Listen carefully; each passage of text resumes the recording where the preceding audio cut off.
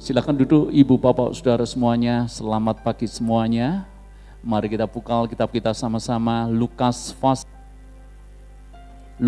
pasal yang ke-9. Mari kita membaca ayat yang ke-57 sampai dengan ayat yang ke-60. Lukas pasal yang ke-9, kita membaca ayat yang ke-57 sampai dengan ayat yang ke-60. Kalau Ibu Bapak Saudara sudah menemukan ayat-ayat ini, mari kita perhatikan dan mari kita baca ayat-ayat ini. Ketika Yesus dan murid-muridnya melanjutkan perjalanan mereka, berkatalah seorang di tengah jalan kepada Yesus, "Aku akan mengikut engkau kemana saja engkau pergi." Yesus berkata kepadanya, "Serigala mempunyai liang dan burung mempunyai sarang, tetapi anak manusia tidak mempunyai tempat untuk meletakkan kepalanya." Lalu ia berkata kepada seorang lain, "Ikutlah aku." Tetapi orang itu berkata, "Izinkanlah aku pergi dulu menguburkan bapakku." Tetapi Yesus berkata kepadanya, "Biarlah orang mati menguburkan orang mati. Tetapi engkau pergilah dan beritakanlah kerajaan Allah di mana-mana." Ibu Bapak Saudara, minggu kemarin kita sudah belajar tentang salah satu perkataan Yesus yang cukup sulit untuk dipahami, yaitu ketika seorang ahli Taurat ingin mengikut Yesus, bukannya Yesus langsung mengiyakan, tetapi Yesus justru berkata seperti ini, "Serigala mempunyai liang, burung mempunyai sarang, tetapi anak manusia tidak memiliki tempat untuk meletakkan kepalanya." Kemarin kita belajar 3 hal kenapa Yesus berkata demikian. Yang pertama adalah Yesus ingin bahwa orang yang hendak mengikutnya bukan karena keputusan emosi sesaat, bukan karena ikut-ikutan, tetapi karena sebuah kebulatan hati, kemantapan hati. Maka Yesus seolah-olah hendak berkata kepada ahli Taurat ini, pikirlah dulu kalau engkau mau mengikut aku. Hal yang kedua yang kita pelajari adalah mengikut Yesus itu ternyata ada harga yang harus dibayar. Karena Yesus berkata bahkan tempat untuk meletakkan kepalanya saja dia tidak punya. Dengan kata lain, Yesus hendak mengatakan kepada setiap orang yang mengikutnya bahwa keselamatan itu diberikan secara gratis, tetapi soal mengikut Yesus itu ada harga yang harus dibayar. Dan kemudian yang ketiga yang kemarin kita belajar bersama-sama tentang mengikut Yesus, bahwa yang namanya liang, bahwa yang namanya sarang, itu adalah tempat yang nyaman, tempat berdiam. Tetapi Yesus berkata anak manusia tidak punya tempat untuk meletakkan kepalanya. Dengan kata lain ada pengertian rohani, ikut Yesus itu tidak boleh berdiam di satu titik saja, berdiam di satu tempat saja. Ikut Yesus itu harus memiliki progres. Kalau dulu kita adalah bayi rohani, mari kita bertumbuh menjadi anak-anak rohani, lalu kemudian bertumbuh menjadi dewasa rohani. Dulu kita hanya sekedar ikut-ikutan, tapi mari kita putuskan untuk benar mengikut Yesus, jadi murid Yesus, bahkan melayani Yesus. Amin. Kita lanjutkan hari ini Ibu Bapak Saudara semuanya masih di perikop yang sama, dan ini mengakhiri seri khotbah mengikut Yesus, karena minggu depan kita sudah merayakan Jumat Agung dan merayakan Paskah kebangkitan Yesus. Saya akan akhiri seri mengikut Yesus ini dengan perkataan Yesus yang tidak kalah sulitnya untuk dipahami. Sebab ketika ada orang yang hendak diajak Yesus, Yesus berkata kepada orang itu, "Ikutlah aku." Lalu kemudian orang ini menjawab seperti ini, "Izinkan aku pergi dahulu menguburkan bapakku." Stop sampai di sini, saya ingin tanya kepada Anda, apa yang dilakukan orang ini menurut Anda, baik atau buruk? Tolong dijawab. Baik. Bukankah menguburkan bapakku, menguburkan orang tuaku dulu, itu adalah hal yang baik? Tetapi sungguh mengejutkan Ibu Bapak Saudara, sebab Yesus bukannya mengiyakan, sebab Yesus bukannya mengizinkan, tetapi Yesus justru berkata seperti ini, "Biarlah orang mati menguburkan orang mati, tetapi engkau pergilah dan beritakanlah kerajaan Allah di mana-mana." Bukankah orang ini sudah memiliki niat yang baik? Izinkan aku dulu pergi menguburkan Bapakku. Menjadi pertanyaan besar buat kita semuanya. Menurut Anda, apakah Yesus sedang mengajar kita semuanya untuk menjadi anak yang tidak berbakti kepada orang tua? Apakah Yesus sedang mengajar kita untuk jadi anak yang tidak menghormati orang tua?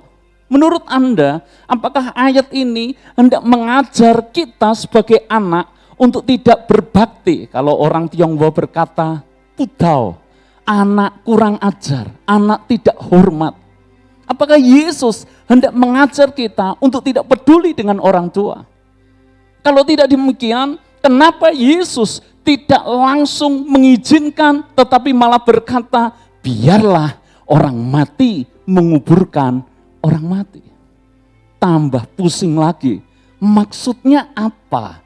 Kenapa Yesus berkata orang mati biar menguburkan orang mati? Menurut Anda, bisakah orang mati menguburkan orang mati? Tentu saja tidak bisa. Lalu apa maknanya, saudara? Saya mengajak Anda untuk paham ayat-ayat ini supaya kita tidak gagal paham tentang bagaimana kita bersikap kepada orang tua dan bagaimana kita mengikut Yesus. Sebab ayat ini seringkali dipakai senjata oleh orang yang tidak suka dengan kekristenan untuk menyerang kita semuanya, dan mereka memakai ayat ini untuk berkata, lihat tuh, orang Kristen diajar tidak berbakti dengan orang tua. Lihat tuh, orang Kristen diajar untuk tidak menghormati orang tuanya.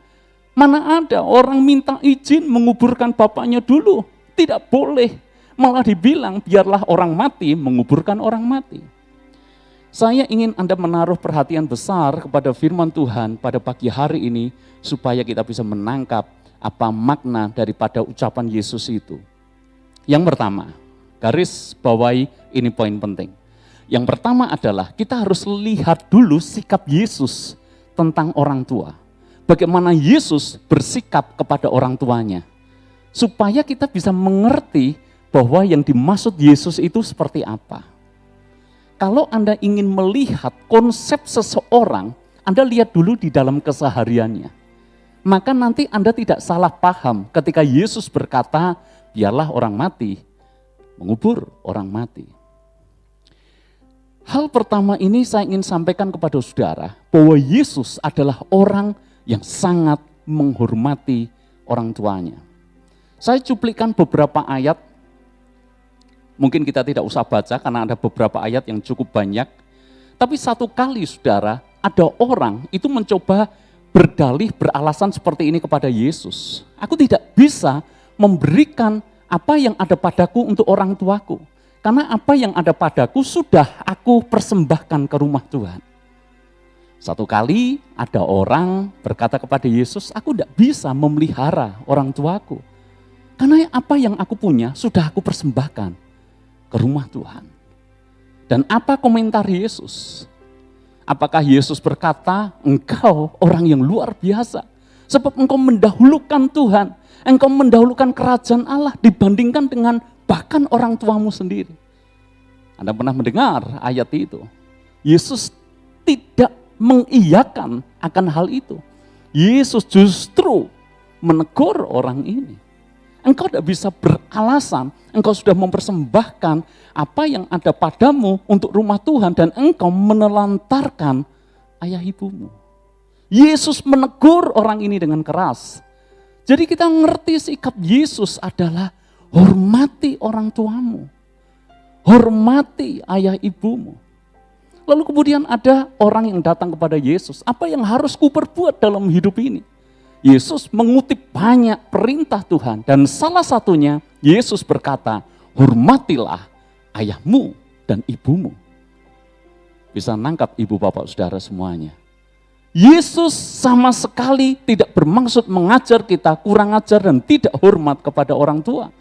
Karena faktanya Yesus mengajar kepada banyak orang, hormati orang tuamu, ayahmu dan ibumu. Lalu coba Anda bayangkan, Anda ingat kembali ketika peristiwa di atas kayu salib. Yesus sengsara dan detik-detik dia mati di atas kayu salib. Apa yang dia buat? Salah satu yang dia buat di atas kayu salib adalah dia pikirkan ibunya. dia perhatikan ibunya. Bahkan dia sendiri sedang sekarat di atas kayu salib. Dia berkata kepada muridnya, saya bacakan buat Anda, ketika Yesus melihat ibunya dan murid yang dikasihinya di sampingnya, ini ketika Yesus tergantung di atas kayu salib, berkatalah ia kepada ibunya, "Ibu, inilah anakmu." Kemudian katanya kepada murid-muridnya, "Inilah ibumu." Dan sejak saat itu murid itu menerima dia di dalam rumahnya. Menjelang Yesus mati di atas kayu salib, Yesus masih sempat menitipkan ibunya, Maria, kepada muridnya. Bagaimana mungkin sosok yang seperti ini mengajar kita untuk tidak hormat kepada orang tua? Yesus jelas mengajar kepada kita semuanya, bahkan dengan teladan hidupnya. Harus menghormati orang tua, harus memikirkan orang tua. Yesus sendiri sedang sengsara, tapi masih dia menitipkan ibunya, masih memikirkan ibunya. Maka saya berkata kepada jemaat Tuhan di tempat ini semuanya, kalau Anda ingin baik keadaanmu, Anda ingin panjang umur, Anda ingin menjadi orang yang diberkati oleh Tuhan, salah satu kunci yang jarang sekali disampaikan adalah hormati ayahmu dan ibumu. Karena firman Tuhan tertulis dalam Taurat Perjanjian Lama, tetapi juga diulang di Perjanjian Baru. Pesan yang sama, hormatilah ayahmu dan ibumu, supaya panjang umurmu dan supaya baik keadaanmu. Mau panjang umur? Sakit-sakitan, mau? Mau panjang umur? Sengsara terus. Mau panjang umur? Miskin, minta-minta terus. Tidak ada yang mau. Mau kita adalah panjang umur dan baik keadaanmu. Alkitab memberikan garansi, janji kepada kita. Kalau mau panjang umur dan baik keadaanmu, artinya panjang umur sampai tua, sampai memutih rambut kita sehat. Kita baik dalam keadaan apapun, kita tidak kekurangan akan apapun, kita bahagia dalam rumah tangga keluarga kita, melihat anak cucu kita diberkati oleh Tuhan. Bukankah itu yang kita inginkan? Kalau itu yang Anda inginkan, Alkitab kasih tahu rahasianya, hormatilah ayahmu dan ibumu. Makanya anak muda di sini, saya ingin menyampaikan kepada Anda semuanya. Entah Anda yang sudah menikah ataupun Anda yang belum menikah, Anda yang punya orang tua, dengar baik-baik hari ini firman Tuhan. Kalau Anda ingin menikmati yang terbaik dalam hidup ini, perhatikan orang tuamu, hormatilah ayahmu dan ibumu. Berkat itu selalu turun ketika kita menghormati orang tua kita lebih dulu. Amin, Ibu, Bapak, Saudara. Kalau Anda sudah menikah dan orang tuamu masih ada denganmu, kalau engkau tidak menghormati orang tuamu dan ibumu, tahukah Anda, itu pola yang akan dilihat oleh anak-anakmu. Satu kali kelak, kita akan terkejut. Anak-anak kita ternyata tidak respect dengan kita dan tidak menghormati kita. Kenapa? Mereka melihat langsung apa yang kita buat dengan orang tua kita. Saya belajar dalam hidup ini, dengan segala ketidaksempurnaan dalam hidup saya, satu hal yang saya paling takut, jangan sampai saya melawan orang tua. Melawan dalam perkataan, melawan dalam sikap. Hati-hati Ibu, Bapak, Saudara. Saya mengajar Anda semuanya sebagai jemaat Tuhan di tempat ini, saya ingin keadaan Anda baik-baik saja, Anda panjang umur dan dikenyangkan dengan segala berkat dan kebaikan Tuhan. Hal yang kita buat dalam hidup ini, hormati ayahmu dan ibumu, perhatikanlah mereka. Seringkali ada begitu banyak hal yang kita simpan untuk diri kita sendiri. Tapi berapa banyak yang kita perhatikan orang tua kita. Nuruti kurang, saya pikir kita akan selalu kurang, Ibu, Bapak, Saudara. Mungkin banyak orang beralasan, toh orang tuaku lebih baik, lebih kaya daripada aku, lebih punya banyak uang daripada aku. Itu bukan alasan untuk kita tidak memberkati orang tua kita. Sejak saya menikah dengan kondisi awal pas-pasan, dengan kondisi yang sangat berat. Tetapi ini yang saya lakukan. saya selalu menyisihkan berkat yang ada pada kami untuk orang tua kami masing-masing.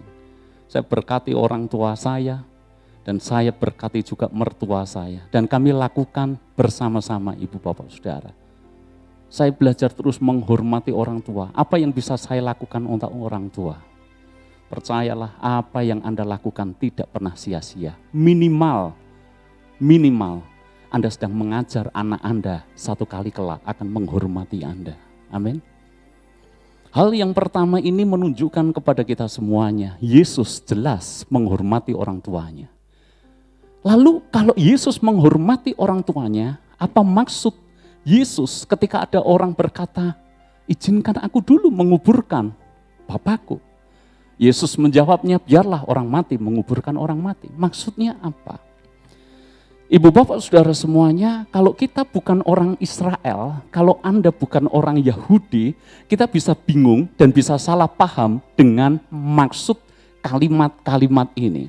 Tapi kalau Anda orang Israel, Anda orang Yahudi, saya jamin Anda tidak bingung dengan ucapan Yesus yang seolah-olah kesannya tidak menghormati orang tua ini. Saya kasih contoh sederhana, betapa kalau kita tidak paham bahasa, tidak paham budaya, maka kita bisa salah paham. Apakah di sini ada yang keturunan bule misalnya? Angkat tangan Anda? Tidak ada ya. Sayang, dulu ada Mr. Asanka dari Sri Lanka, sekarang sudah tidak bersama kita karena dia pindah ke Jogja pekerjaannya. Tapi coba kalau ada kesempatan ngobrol. Dia ini orang bahasa Inggris bisanya, bahasa Indonesia tidak paham. Dan kalau perbedaan budaya, perbedaan bahasa ini tidak dijembatani, saya yakin dia bingung. Contoh sederhana, betapa bahasa itu bisa membingungkan. Anda pernah enggak ketika bertanya kepada seseorang, yuk kita pergi misalnya. Lalu orang ini menjawab gini, oke, aku tak mandi dulu ya. Anda pernah? Aku mandi dulu, kamu tunggu, aku mandi dulu. Saya tanya kepada saudara, dia sudah mandi atau belum? Hah? Sudah belum? Aku mandi dulu ya, berarti belum ya? Setuju dengan saya? Dia akan mandi, tapi kok pakai kata dulu? Saya tanya, kalau dulu itu berarti sudah atau belum? Dulu itu yang akan datang atau yang kemarin? Atau yang sudah kita lewati? Dulu berarti sudah. Aku makan dulu ya. Lah dia sudah makan apa belum? Belum. Tapi kok dulu? Bingungkah Anda? Kalau Anda membayangkan orang yang tidak paham bahasa Indonesia, orang bule misalnya, yang dia dalam pengkalimatan itu ada yang namanya tenses, ada past tense berarti dulu, ada present tense berarti sekarang sedang berlangsung, ada future tense berarti yang terjadi yang akan datang. Kalau dia dengar, dia cari di kamus dulu, berarti kemarin, berarti sudah. Tapi kok aku mandi dulu? Loh, dia belum mandi, kok bilang dulu? Pusing nggak? Pusing. Lah ini sama saudara, ini sama. Budaya bahasa kita itu beda dengan budaya bahasanya orang Israel. Tapi diterjemahkan dalam Alkitab kita seolah-olah Yesus tidak mengizinkan orang itu menguburkan bapaknya, dan kemudian seolah-olah Yesus tidak mau tahu akan keadaan orang tuanya. Izinkan aku menguburkan bapakku dulu, itu sebetulnya hanya istilah yang menunjukkan bapaknya itu belum mati. Pelan-pelan ya, saya tahu Anda bingung. Lah ini menguburkan kok, izinkan aku menguburkan bapakku. Kalau dalam bahasa Indonesia sudah mati atau belum? Sudah. Karena mati maka dikubur. Maka dia minta izin. Izinkan aku menguburkan bapakku dulu. Ke Bonoloyo, ke Delingan, kemanapun. Yang penting menguburkan, berarti sudah mati. Tapi kalau dalam budaya Israel sana, istilah menguburkan bapakku, itu tidak harus bapaknya mati. Maksudnya gini loh, aku tak nungguin dulu sampai bapakku mati, baru aku nanti ikut engkau, gitu loh. Saya ulangi pelan-pelan, Anda bisa menangkap maksudnya. Ketika orang ini berkata, izinkan aku menguburkan bapakku, itu maksudnya adalah bapaknya masih hidup dan dia mau nungguin dulu sampai bapaknya mati dan dikubur. Pertanyaannya adalah, kapan bapaknya mati? Tidak ada yang tahu. Saya berikan beberapa contoh dalam Alkitab supaya Anda juga nangkap apa yang saya maksud pada pagi hari ini. Kalau Anda pernah membaca kisah Esau dan Yakub, ini ceritanya Yakub menipu Esau, dia tipu ayahnya dan dia tipu kakaknya, sehingga berkat itu jatuh kepada Yakub dan bukan kepada Esau. Alkitab mencatat seperti ini, Esau menjadi begitu dendam ingin membalas apa yang dilakukan Yakub kepadanya. Oke, tetapi Esau berkata seperti ini perhatikan, ini menarik sekali. Esau berkata, hari-hari perkabungan ayahku sudah dekat. Saya tanya, namanya hari perkabungan itu bapaknya sudah mati atau belum? Hah? Kira-kira kalau di Indonesia, ibu bapak saudara, Anda ditanya, kenapa kamu sedih? Aku berkabung. Berkabung karena apa? Karena ayahku. Menurut Anda, berarti ayahnya sudah mati atau belum? Sudah. Tapi budaya di sana beda. Esau berkata, hari perkabungan ayahku tidak lama lagi. Ayahnya sudah mati? Belum. Matinya kapan? Kalau Anda baca dalam Alkitab 180 tahun. Puluhan tahun kemudian baru mati. Tetapi bahasanya adalah, aku tak nunggu perkabungan ayahku dulu. Anda nangkap maksud saya? Jadi yang jelas saya tekankan di sini, orang itu sebetulnya kalau saya sederhanakan hanya cari alasan supaya dia tidak ikut Yesus. Makanya dia berkata, izinkan aku menguburkan bapakku dulu. Lah wong bapaknya belum mati, saudara. Matinya juga tidak ngerti. Apalagi kalau bapaknya masih muda. Betul gak? Makanya Yesus berkata, biarlah orang mati menguburkan orang mati. Tambah bingung lagi kita yang tidak paham budaya itu. Maksudnya Yesus adalah gini, kamu ikut aku, orang tuamu nanti biar ada yang ngurus di sana. Gitu loh maksudnya. Biarlah orang mati menguburkan orang mati. Nanti masih ada saudaramu, masih ada keluargamu yang ngurus bapakmu. Tapi engkau ikutlah aku. Orang ini sebetulnya hanya berdalih, saudara. Maka Yesus kemudian menceritakan perumpamaan tentang orang yang berdalih. Satu kali ada seorang tuan yang sedang mengadakan perjamuan besar. Dan tuan ini menyuruh kepada pegawainya untuk mengundang orang-orang yang dipilihnya untuk masuk ke perjamuan itu. Tetapi ada orang yang diundang itu berkata seperti ini, maafkan aku barusan beli ladang, aku harus melihat dulu ladang itu. Orang ini menolak panggilan Tuhan. Lalu kemudian dia undang lagi orang, dan orang itu berkata, aku barusan beli 5 lembu, aku mau mencoba lembuku dulu. Aku mau test drive dulu. Dia tolak undangan Tuhan. Lalu kemudian orang ini datang kepada yang lain, mengundangnya untuk masuk ke perjamuan Tuhan. Kemudian orang ini juga minta maaf, dia tidak bisa hadir dalam perjamuan itu. Dia berkata, aku baru saja kawin, saya harus honeymoon dulu, jadi maafkan aku tidak bisa hadir dalam perjamuan itu.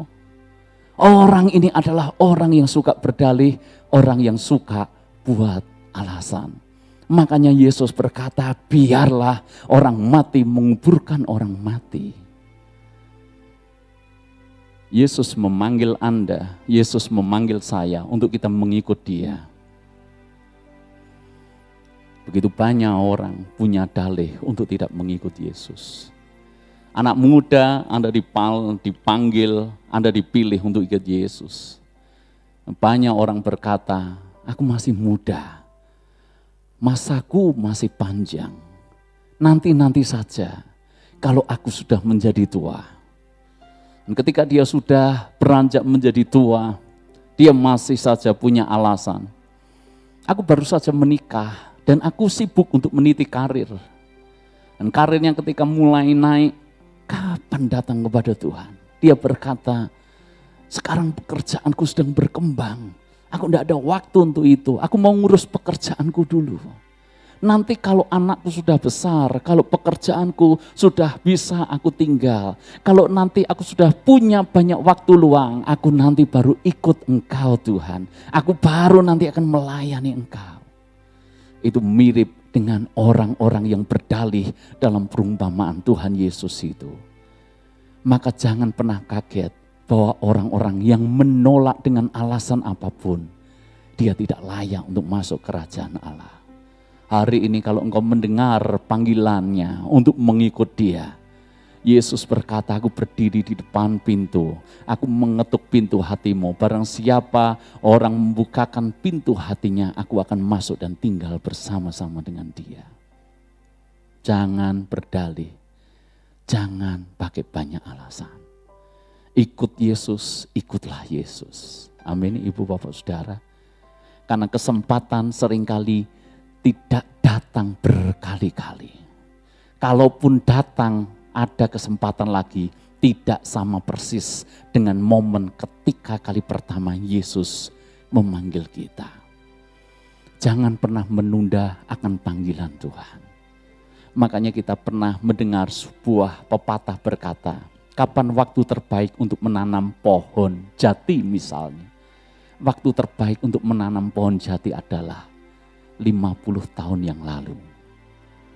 Tapi waktu terbaik kedua yang kita miliki untuk menanam pohon jati adalah sekarang.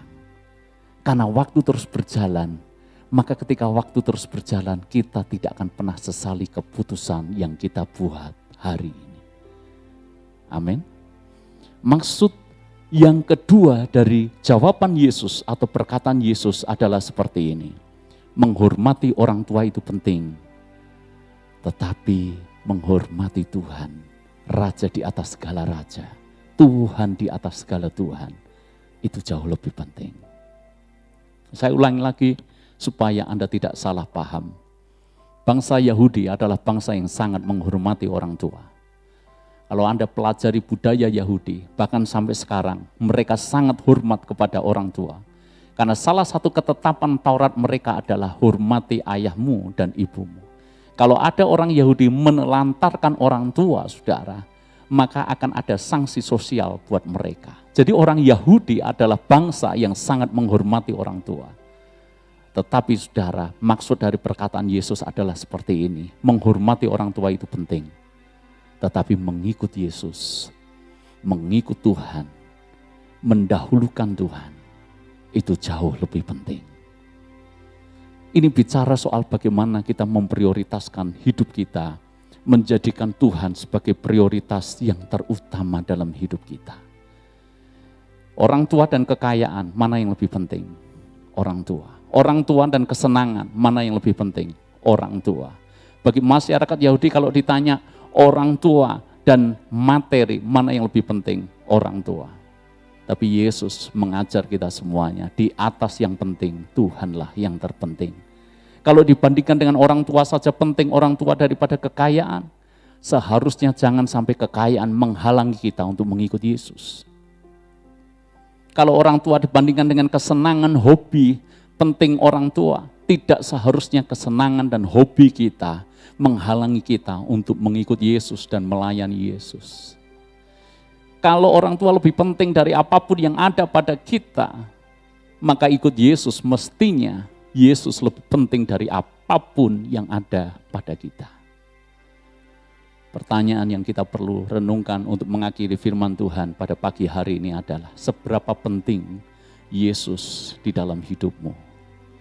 Seberapa penting dan seberapa kita memprioritaskan Tuhan di dalam hidup kita? Keputusan yang terbaik adalah ketika kita mengizinkan Tuhan masuk dalam hati kita dan Dia menjadi Raja dalam hidup kita. Kalau Dia Raja, Dia adalah segalanya. Hidup kita akan kita prioritaskan sungguh-sungguh kepada Dia. Amin Ibu Bapak. Kalau saya ulangi lagi, saya simpulkan supaya Anda tidak keliru paham. Yang pertama, Yesus adalah orang yang selalu menghormati orang tua. Yesus sedang mengajar Anda dan mengajar saya. Kalau mau panjang umur dan baik keadaanmu, hormati orang tuamu. Bahkan sesulit apapun orang tua Anda. Saya tahu kita semuanya, tidak semuanya punya orang tua yang mudah. Mungkin ada di antara Anda punya orang tua yang tidak cukup bijak. Mungkin ada di antara Anda harus punya orang tua yang seringkali menyakitkan hati Anda. Tetapi hari ini perintah Tuhan jelas buat kita semuanya.